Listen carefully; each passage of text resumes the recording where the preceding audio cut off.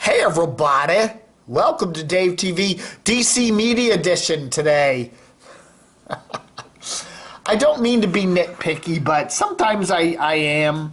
David Zurawik, he's this media reporter for the Baltimore Sun. I never quite gotten along with him. I don't know, he always has this kind of pompous, holier-than-thou attitude about him, and I've just never personally really liked him much.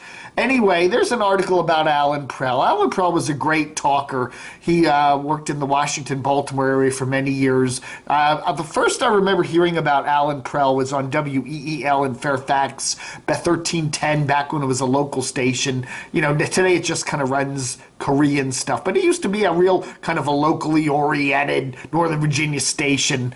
But anyway, he was one of the guys on there, and I remember hearing him there. And I remember WLMD 900 AM had a talk format for a while over there in the Columbia Laurel area, and he worked there. And then he worked at WBAL Radio in Baltimore for many years. And I always liked Alan because he was odd in this. He wasn't a typical talker. You know, so many people today, right-wing talkers, they all just kind of spew the same crap. You know, people kind of fit in a little slot and they just, you know, whatever. But Alan Prell was different. He wasn't really pigeonholable. He wouldn't, you know, put him in a little hole, you know, and this is the way he is. He was all over the place with his politics and his opinions, and he was unpredictable, and that's why I liked him. You know, he was really cool like that. Well, anyway, if you read David Zurawik's piece, his tribute piece on Alan Prell, who passed away a couple days ago, you read this. In the 1990s, when I was doing this show once a week, WBAL Radio felt like the powerhouse broadcaster of Baltimore to me. It was the voice of news and information in this market with its 50,000-watt transmitter up on Television Hill for everyone driving on I-83 to see. Okay? Now, I don't mean to nitpick. But that wasn't the transmitter for WBAL that you see on those big towers up there at Television Hill in Baltimore, okay? There's a difference between AM and FM, okay? And I'm not an engineer. I just play one on the internet, but I'm going to try to quickly explain it, okay? FM and television signals can broadcast from single towers, okay? They just put up a tower. It's how high the tower is. It's the elevation, you know, on top of a building, on top of a mountain, you know, that means a lot for, you know, and you basically just need one tower for television or FM. For AM, most AM stations are what they call directional, okay?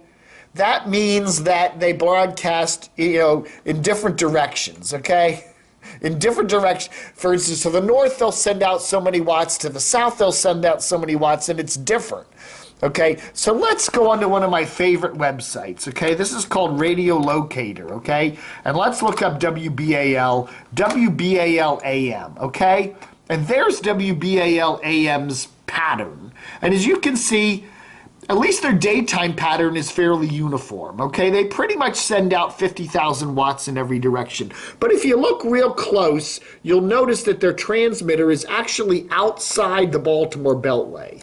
If we zoom in on that, we actually see here's Baltimore, and there's the WBAL tower. It's out actually in a place called Randallstown, which is just to the northwest of Baltimore, out I-795, outside the Baltimore Beltway. Okay, so the reason for that is they need a whole lot of land. Okay, here's another map. Okay, here's Randallstown, and the WBAL AM 1090 towers are right in here. So if we go back here, there we zoom in, they're right off of Winans Road, okay? And there they are. So there they are. It's not in downtown Baltimore. It's not on TV Hill. They're way out in the suburbs. And the reason for that is so they can basically beam their signal towards Baltimore. Okay? Now, when you check out their night pattern, okay? So now let's view their nighttime coverage pattern. Boom! Look at that.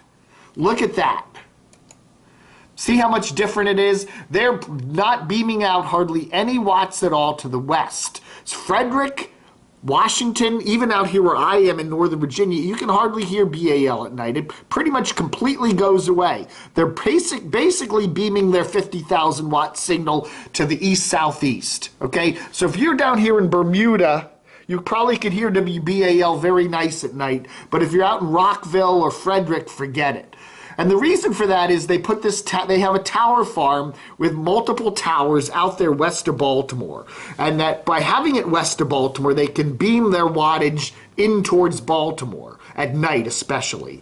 Okay, so they're protecting some 1090 signal or 1100 signal there over in Cleveland or whatever, somewhere in that direction, and that's what they do. But a lot of AMers do that, so, you know, so I just wanted to point out that David Zurawik was technically wrong, and people were saying to me, Dave, it's such a pity, you know, you know, poetic justice, right? You know, he's just making a comment. He's making a paragraph there that sounds good, but this is WIYY. Okay, this used to be the old WBAL AM or FM rather. This is their FM signal, and you notice it's coming. If you notice on this map, it's coming directly from Baltimore. Okay, right in the city there, place called Television Hill. Okay. So if we back out here, let's see. Yeah, the predicted coverage area is right there. So anyway, and then you can also look here at their transmitter location. This is a wonderful site, by the way. And you can see where WBAL's or WIYY's tower is, okay? Now, WIYY is the old WBAL FM, okay? So that's basically at their studio. So you see, here's Television Hill in Baltimore. Here's I-83. This is just to the northwest of downtown. But you've got this hill here, and Fox 45, WBAL-TV, WJZ-TV are all in the same area here, okay? And MAR is up towards Towson. But anyway, all the towers for these stations are right smack-a-doodle there, okay? So if we go to, say, Malden Avenue, let's see if we can get this silly thing to work. And then we go to Google, and we look at it, and then we can zoom around here. There's WJZ, and there's, oh, look at that. There's the tower. Da-da-da-da-da-da. So this is the Television Hill Tower that David Zurawik was writing about. Okay, there's another tower over there. It's right there in a nice high spot of Baltimore.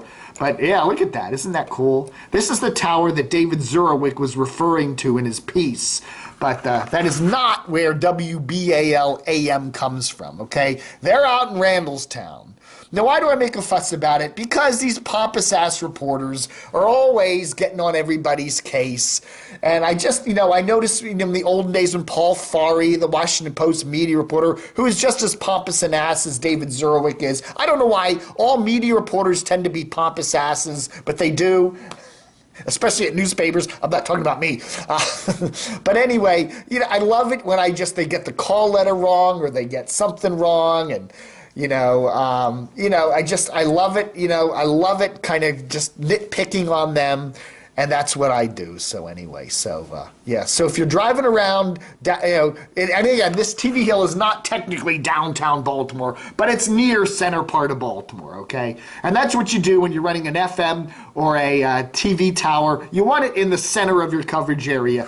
AM with their directional signals, they can be out in the middle of, you know.